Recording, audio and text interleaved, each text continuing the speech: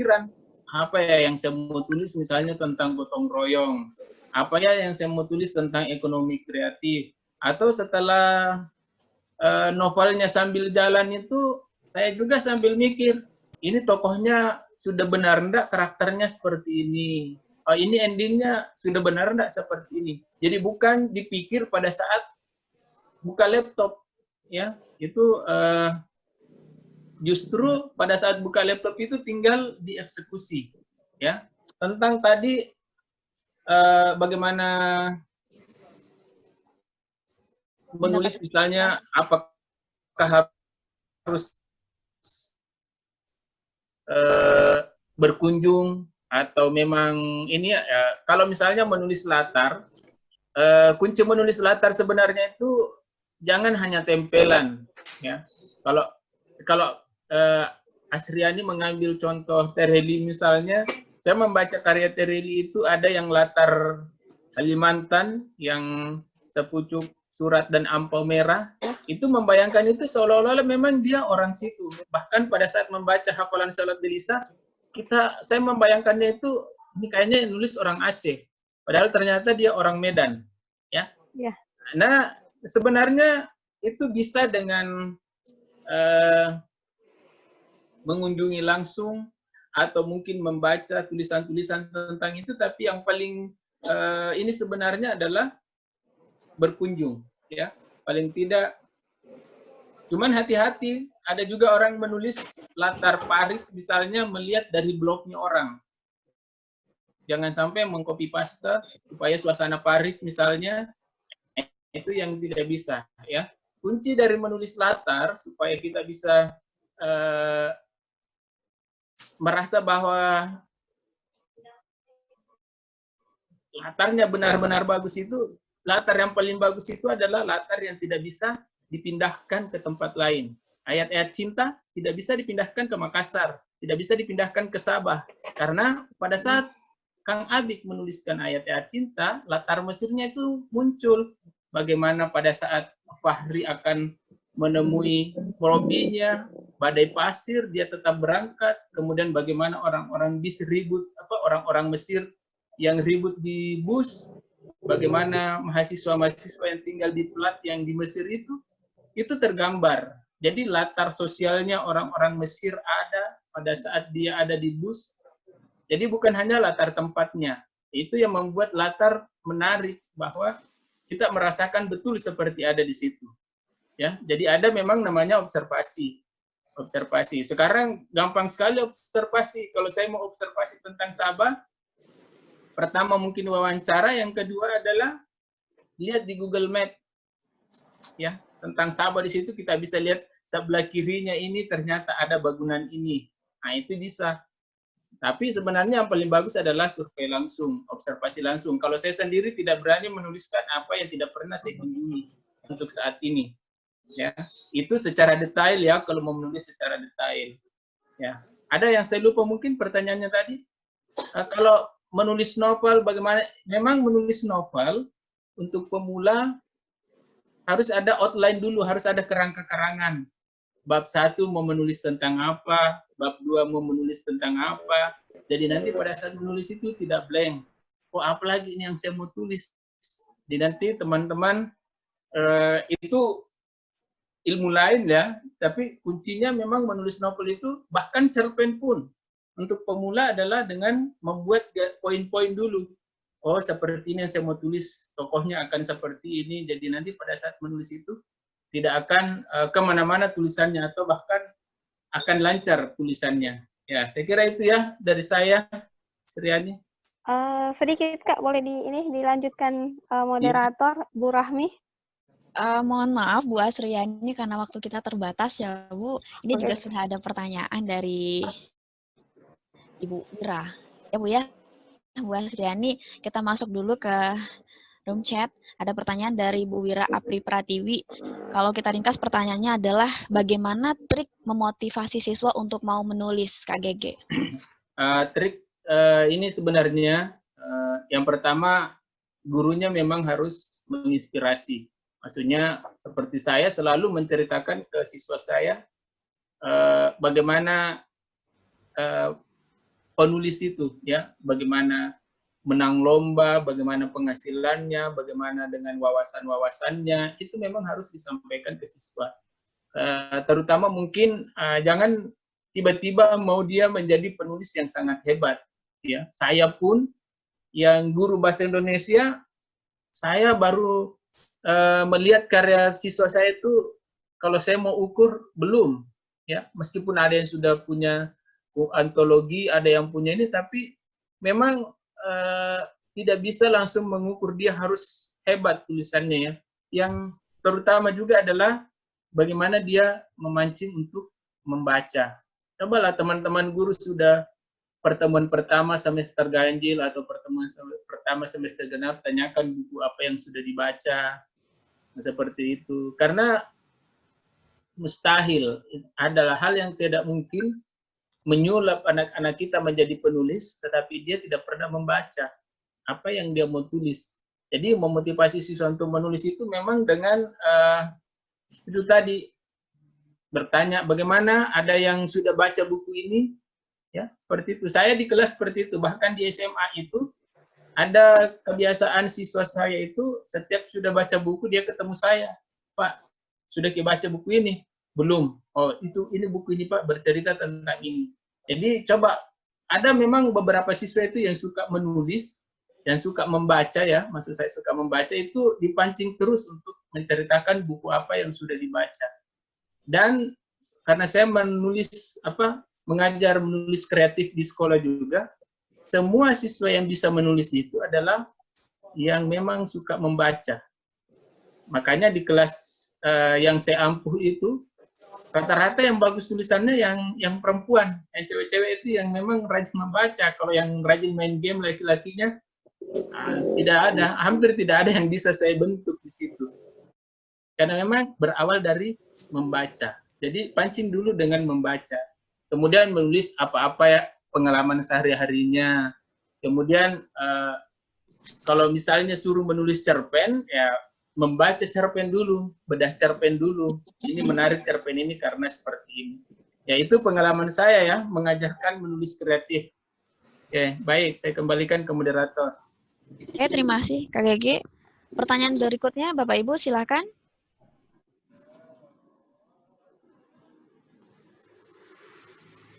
Sedikit kami informasikan bahwa sebetulnya malam ini yang akan menjadi moderator adalah Bung Hendra Hermawan. Namun nanti pada sesi ketiga baru giliran saya, tapi kami bertukar. Jadi pada malam hari ini saya mengkonfirmasi bahwa nanti di sesi ketiga yang akan menjadi moderator adalah Bang Hendra Hermawan. Karena saya nanti akan terkendala jaringan, gitu. Silakan Bapak Ibu, pertanyaan yang ketiga.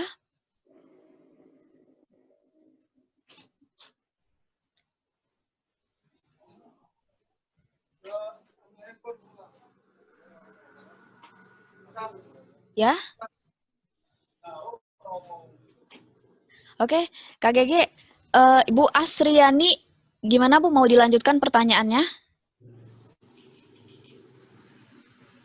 Boleh. Sebenarnya saya cuma tadi ingin meyakinkan atas penjelasannya Kak Gege. Jadi kalau dikatakan tadi bahwa latar yang baik itu adalah yang tidak bisa dipindahkan, maksudnya kondisi sosial dan lingkungan di sekitarnya itu betul-betul kita bisa gambarkan dengan benar. Berarti saya mengambil kesimpulan Kak bahwa apakah lebih baik jangan mengambil latar yang memang kita tidak kuasai.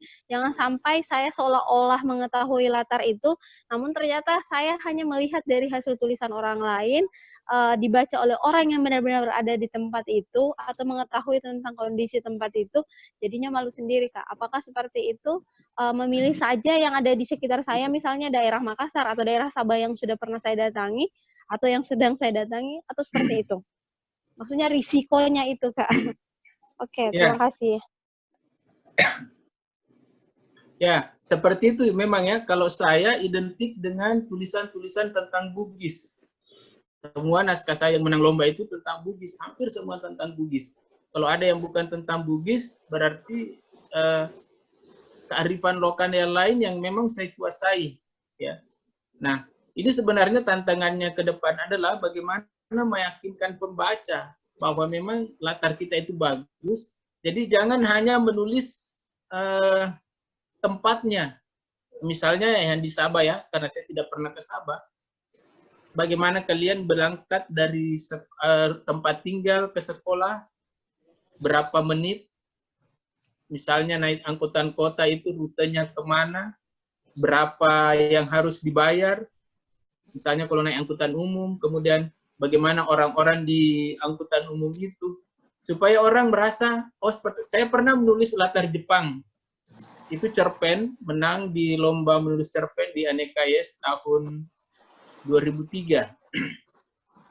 Itu saya chatting dengan teman saya yang di Jepang, kalau mau ke kota ini pakai angkutan apa namanya, berapa dibayar, kemudian bagaimana apa yang dilihat selama perjalanan.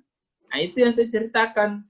Ada perjalanan, ya bukan hanya misalnya menulis tentang Paris, oh karena yang selama ini dilihat Paris adalah Menara Eiffel, nah sudah, tentang ada apa duduk di sekitar Menara Eiffel saja yang ditulis, nah, itu tidak menarik. Orang yang tidak ke sana pun bisa menulis seperti itu. Jadi benar yang tadi disebut itu, tulislah apa yang paling kamu kuasai, bukan hanya tentang latar, apapun itu. Kalau guru menulis tentang kebiasaannya menjadi guru, ya. Andra Hirata menulis Laskar Pelangi, bagaimana dia mengangkat tentang Pulau Belitung yang dulu tidak dikenal, sekarang menjadi tempat wisata. Bagaimana mengangkat Pulau Belitung yang dulunya penghasil timah, dikeruk timahnya, setelah habis kemudian ditinggalkan, itu muncul. Bagaimana orang-orang Melayu yang suka ngumpul di warung kopi, yang suka memberi gelar nama kepada orang-orang di sekitarnya, itu muncul di Laskar Pelangi karena memang dia orang Pulau Belitung. Jadi teman-teman di sini bisa menulis tentang Sabah. Ya jangan begini, orang yang di Makassar mungkin sangat tertarik membaca latar Sabah. Sementara orang yang tinggal di Sabah misalnya akan menarik kalau dia membaca tentang Makassar karena mendapat gambaran tentang Makassar. Jadi tulis apa yang paling kita kuasai, apa yang ada di sekitar kita. Kalau harus mencari yang lain, pastikan bahwa observasi kita itu benar-benar lewat telepon, lewat chatting, lewat WA, lewat blognya orang, tapi tidak mengambil suasana yang ada di blog itu. Misalnya perjalanan orang di blog, kemudian kita ambil mengganti tokohnya, itu salah. Oke, saya kira itu dari saya. Terima kasih Kak Gege dan juga Ibu Asriani. Bapak Ibu, Kak Gege tadi telah menjabarkan lebih lanjut tentang bagaimana cara memilih latar berdasarkan pertanyaan yang diajukan oleh Ibu Asriani. Dan juga tadi pertanyaan dari Ibu Wira Apri Pratiwi dari Lampung juga sudah mengantarkan kita kepada sebuah pemahaman baru bahwasannya untuk memotivasi siswa agar bisa menulis, salah satunya adalah bisa dilakukan dengan cara mengawalinya dengan membaca. Nah, barangkali Bapak Ibu ada pertanyaan lain di luar dari apa yang sudah ditanyakan oleh dua penanya sebelumnya. Silakan di-unmute saja mikrofonnya.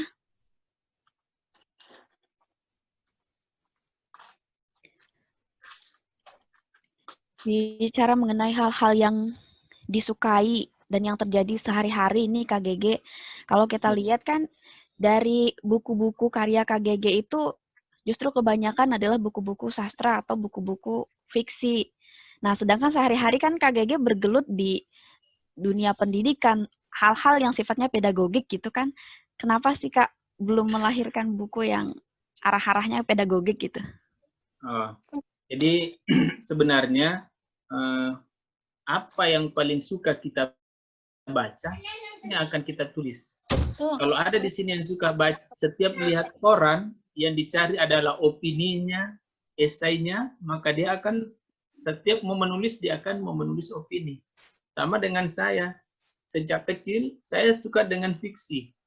Cerpen-cerpen di Bobo, kemudian masuk ke majalah remaja, cerpennya terus yang saya cari sampai saya habiskan, kemudian ke yang lain. Akhirnya yang saya tulis adalah fiksi. Kalaupun misalnya saya menulis opini, misalnya untuk lomba opini, lomba esai, saya menuliskan dengan gaya fiksi saya dan menuliskan kalau tentang pendidikan atau kearifan lokal yang paling saya kuasai. Jadi memang Karena ada juga guru yang jago bikin PTK, saya nggak bisa menulis penelitian tindakan kelas itu, saya belum pernah, biar sekali, ya. Sementara kalau buat novel, jadi penulis PTK itu sangat lincah, sangat lancar, karena sudah terbiasa dan itu yang biasa dia baca. Sementara saya tidak. Jadi apa yang paling kita suka baca, biasanya itu yang kita jenis menulisnya juga seperti itu. Sama dengan membaca tulisan orang lain. Kalau ada yang suka membaca Kang Abik atau membaca Tireli, pada saat nanti menulis novel, itu ada gaya penulisan yang seolah-olah mau seperti itu. Tapi gaya penulisan itu sebenarnya tidak ada yang sama. Sama dengan kalau kalian melihat saya bicara, kemudian mau menirukan gaya bicara saya, pada saat kalian menirukan, itu akan muncul gaya kalian sendiri. Tidak akan sama dengan gaya saya. Begitu juga dengan gaya menulis. Jadi seperti itu ya, maksudnya. Sampai sekarang saya belum pernah menulis kayak karya ilmiah gitu, pendampingan siswa karya ilmiah pun saya tidak berani dampingi. Saya cuma tahu strukturnya, tapi tidak pernah menulis yang seperti itu. Begitu dari saya. Oke, terima kasih Kak Gege. Nah, ternyata Bapak Ibu menulis juga tergantung bagaimana minat kita ya, kayak bisa disimpulkan seperti itu. Kecenderungan kita kemana, maka ya itulah yang akan kita tulis. Nah, bagi Kak Gege yang sudah menulis dari zaman SMP, yang dimulai dengan cara mengirimkan tulisan-tulisannya ke media massa gitu, tentu menulis pada saat telah menjadi guru bukanlah satu hal yang dikatakan sulit lagi gitu kan, tapi berbeda dengan Bapak Ibu yang bergabung pada malam hari ini yang mungkin mereka baru mengawalinya Kak gitu. Mungkin sama sekali belum pernah menulis dan ingin. Nah, itu kira-kira mengawalinya bagaimana Kak? Nah, jadi seperti yang saya sampaikan tadi itu sebenarnya menulis adalah pembiasaan. Cobalah, memang tidak mudah ya. Tidak mudah kalau seandainya menulis itu ada resepnya, ada rumusnya, kayaknya penulis-penulis itu jarang yang mau berbagi resep. Penjual di warung itu jarang ada yang mau berbagi resep. Nanti resep saya dipakai. Kenapa kami semua penulis ya, di mana-mana buka kelas menulis, tapi jarang orang yang bisa, karena ada banyak orang yang menganggap menulis itu seperti belajar fisika, kalau sudah ditahu rumusnya, gampang. Ya, jadi menulis itu sebenarnya pembiasaan. Seolah itu karakter, menulis itu karakter. Jadi kalau kalian mau mulainya dari sekarang, ya memang harus dengan banyak membaca, kemudian menulis. Tidak ada jalan lain untuk itu ya. Memulainya dengan saya menyampaikan tadi itu hal-hal sederhana, 1 halaman per hari. Jangan dulu novel lah, cerpen. Jadi saya itu memulai dari cerpen, itu pun cerpen remaja. Ketika saya menulis ratusan cerpen remaja, itu saya merasa tidak bisa menulis cerpen di koran. Tidak bisa.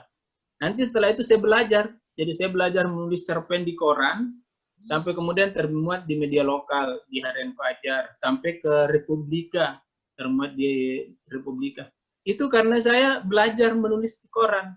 Setelah itu belajar menulis yang temanya bukan remaja dan bukan di koran, misalnya di Femina.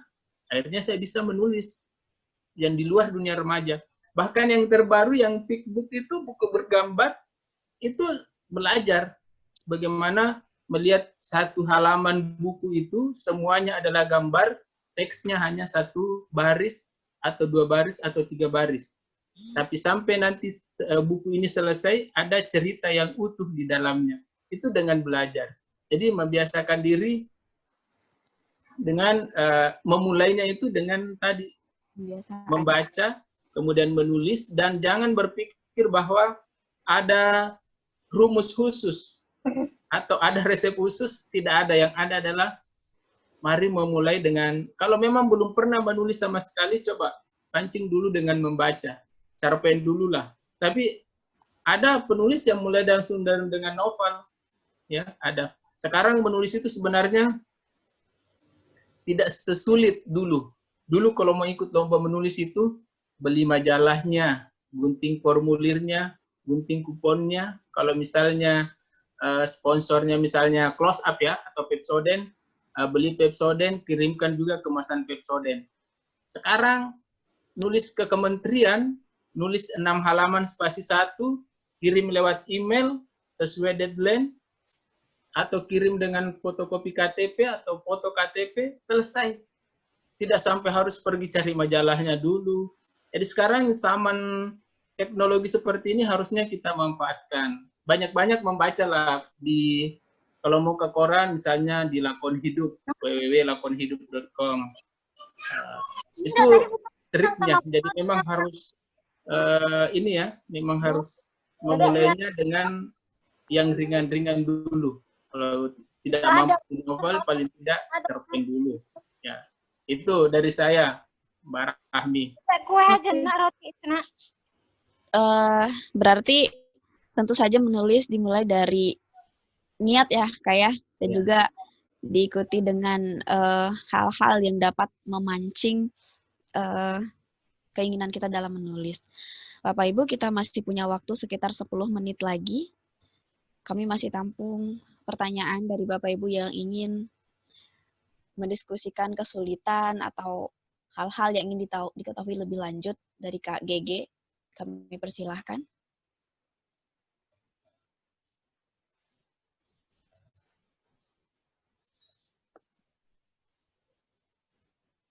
Oke, Bu Rahmi, boleh saya? Silakan, Kang Hendra. Baik, Kak GG.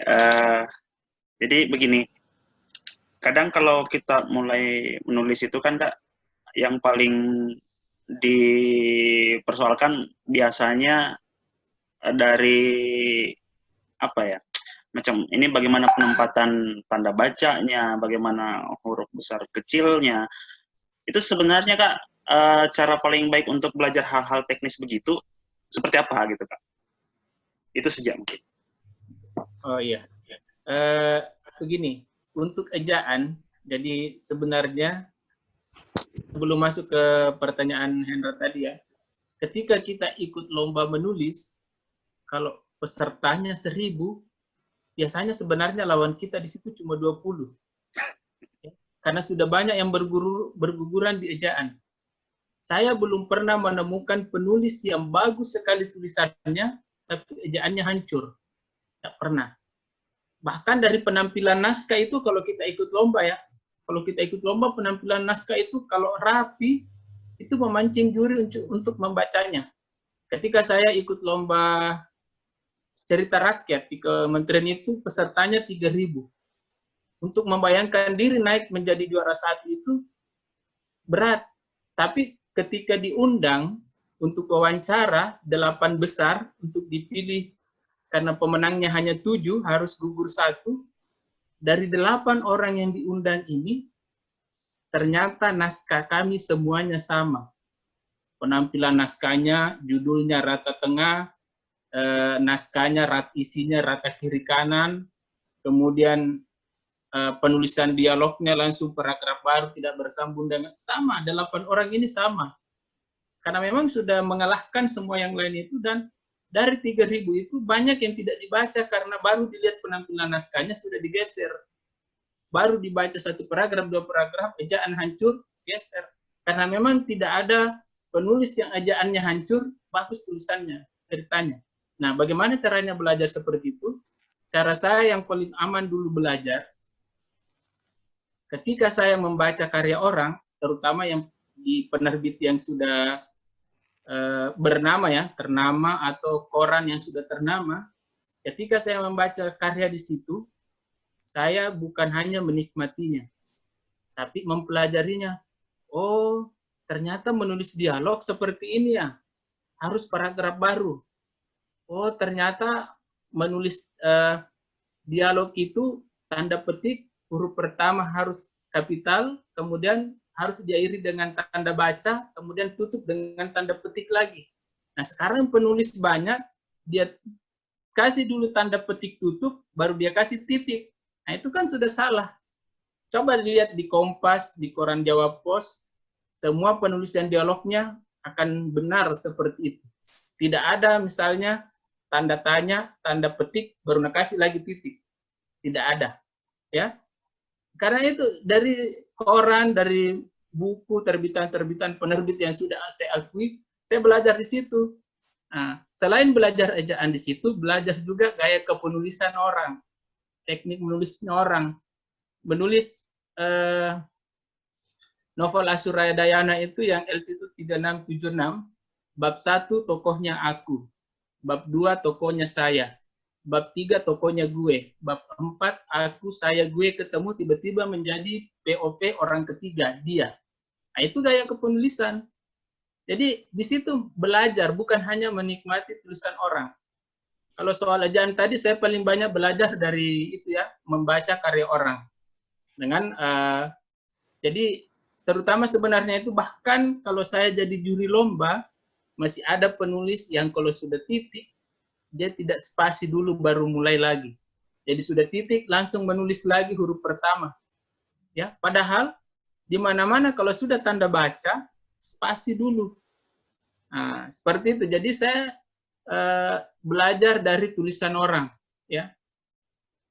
Jadi teman-teman mungkin juga bisa coba kalau membaca itu jangan cuma dinikmati, tapi juga oh ternyata begini ya caranya menulis dialog. Oh ternyata pada saat menulis narasi kemudian dialog meskipun cuma satu kata misalnya, hai, oh ternyata harus paragraf baru.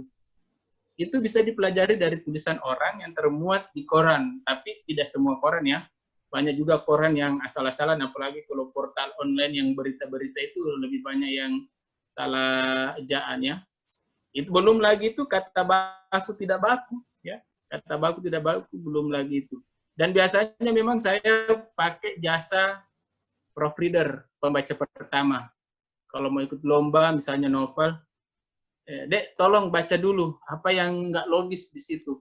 Apalagi kalau dia sudah paham ejaan, Kak. Tapi saya tidak suruh ubah. Kalau misalnya ada yang salah, tolong di highlight misalnya warna kuning. Kalau menurutmu tidak baku. Atau ada tanda baca yang tidak ada, highlight warna merah. Jadi jangan langsung ubah. Nanti saya yang pertimbangkan yang mana benar, saya atau kamu. Nah, jadi itu bisa menggunakan proofreader begitu, pembaca pertama naskah kita ya. Kalau saya ada pembaca naskah pertama saya ada itu, jadi dia sudah baca duluan sebelum terbit itu dia sudah baca naskah saya. Ya, saya kira itu dari pengalaman saya, Indra. Membaca karya orang sambil mempelajarinya, bukan hanya menikmatinya. Siap, siap. Makasih banyak, Kak. Oke, Kak Gege dan juga Bapak Ibu, satu pertanyaan terakhir di ruang chat kita. Bagaimana tips agar tulisan kita bisa tembus di media massa, Kak Gege? Sebagai pertanyaan penutup malam hari ini. Oh iya, yang pertama tadi ejaan ya. Yang pertama tadi itu ejaan, penampilan naskah. Jangan ada yang kirim cerpennya ke media nasional, kemudian naskahnya tidak rata kiri kanan. Itu tidak rapi, sangat tidak rapi.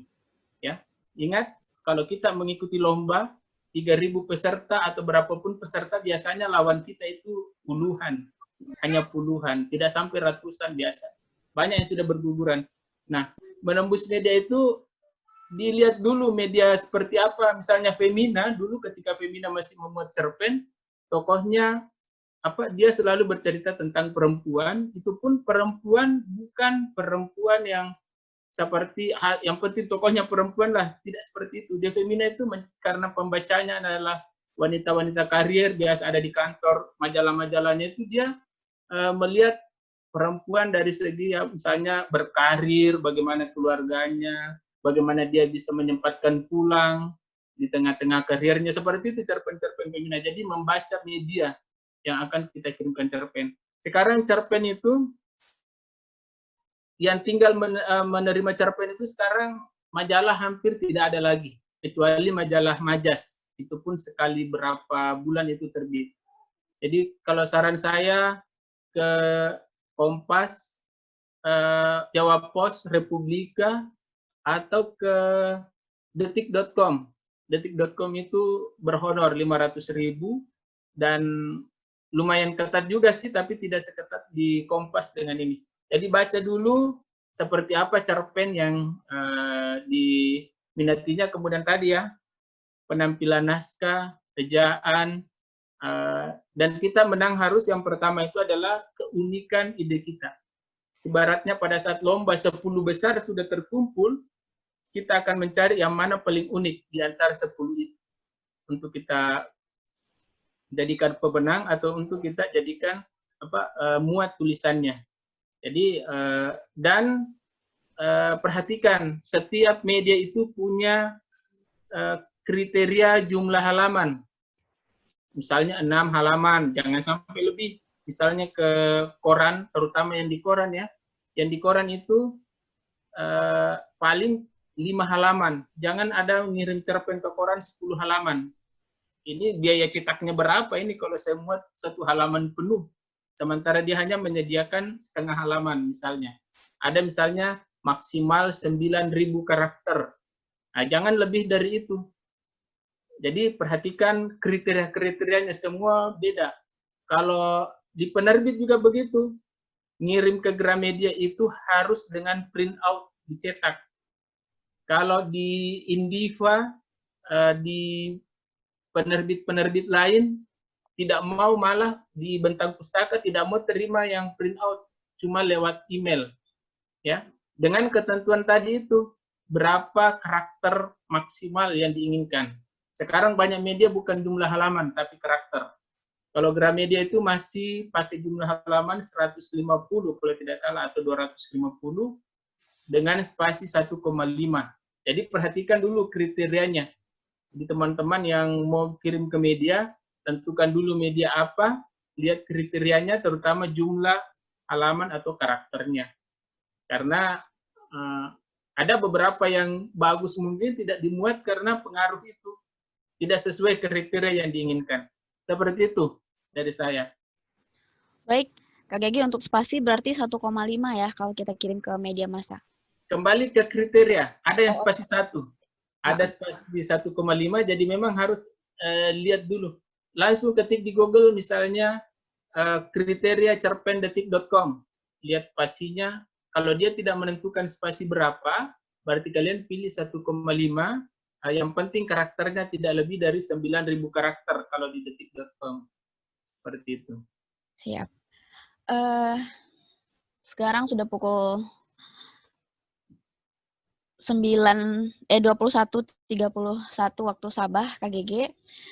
Pertanyaan terakhir dari CLC Benta Belian, yaitu mengenai bagaimana cara agar tulisan bisa tembus di media massa, telah KGG jawab. Salah satunya adalah dengan cara, yang pertama tentu adalah ejaan, dan yang kedua memperhatikan kriteria sasaran medianya yang akan kita tuju. Untuk penutup KGG, silakan closing statement-nya.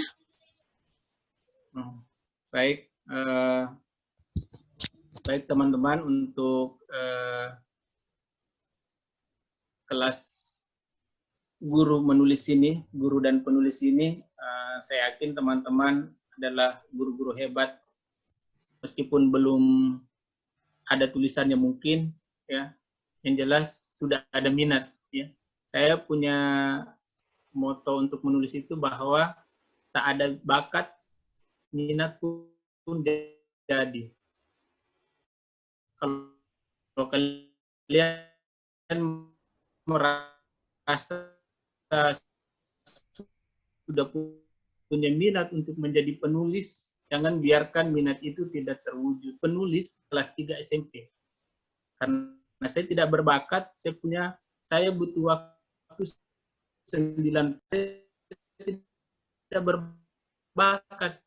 Yang saya ada di majalah waktu itu. Dulu masih tahun 90-an, masih ramainya majalah ya. Setiap saya membaca cerpen, saya membayangkan di bawah judul cerpen itu adalah nama saya, SDG Mapangewa. Itu yang selalu saya bayangkan. Minat itulah yang kemudian memotivasi saya untuk terus menulis.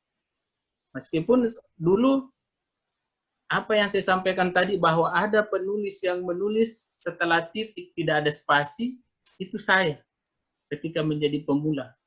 Dan sekarang saya sudah membayangkan, pantasan dulu saya tidak pernah termuat tulisan saya. Hancur memang. Tapi sambil belajar seperti ini, membaca karya orang, belajar, ya, tidak ada bakat, minat pun jadi. Hanya saja, kalau saya butuh waktu 9 tahun, jangan langsung berkecil hati tahun sekian. bisa saja keluar dari kelas ini kalian sudah menulis, besok ada kabar, ada termuat tulisannya di detik.com. Karena jarak antara kesulitan dengan kemudahan setiap orang itu berbeda. Saya mungkin jarak kesulitan saya dengan kemudahan untuk menjadi penulis itu 9 tahun, ternyata kalian hanya 1 tahun, hanya 1 bulan.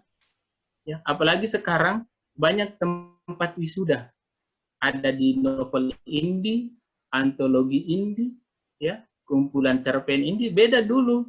Memang membuat diri menjadi penulis harus menembak majalah, menembak koran. Sekarang kan kalau kalian mau ngebet mau jadi penulis, sudah punya cerpen, cetak indie 5 eksemplar misalnya.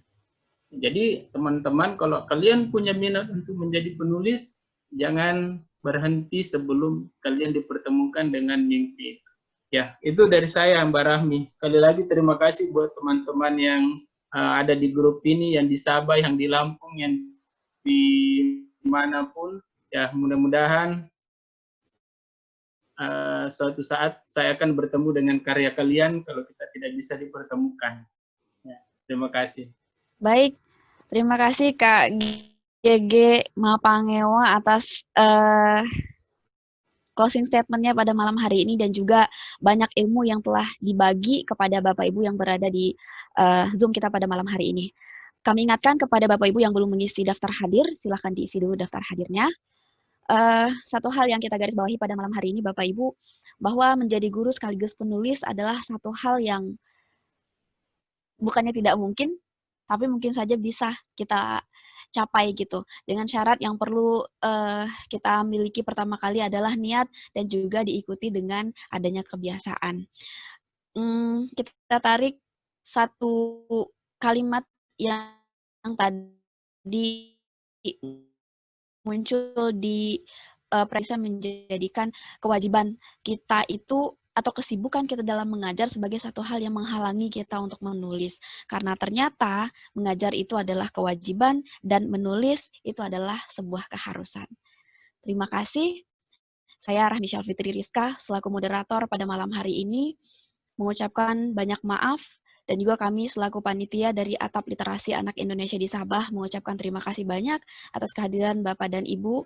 Terima kasih sekali lagi kepada Kak GG Mapangewa yang telah berbagi banyak ilmu pada kita pada malam hari ini. Nanti pada hari Rabu, tanggal 15 Juli, di waktu yang sama, pukul 20 waktu Sabah, kami akan kembali hadir di Ruang Pena Guru Indonesia di Sabah dengan materi yang tentu saja akan membuat Bapak Ibu semakin semangat dalam menulis. Demikian, banyak maaf. Assalamualaikum warahmatullahi wabarakatuh. Waalaikumsalam warahmatullahi wabarakatuh. Terima kasih banyak Kak GG. Terima kasih. Saya live ya, saya live. Siap, siap. Terima kasih banyak Bapak Ibu semua. Terima kasih banyak Bu Rahmi.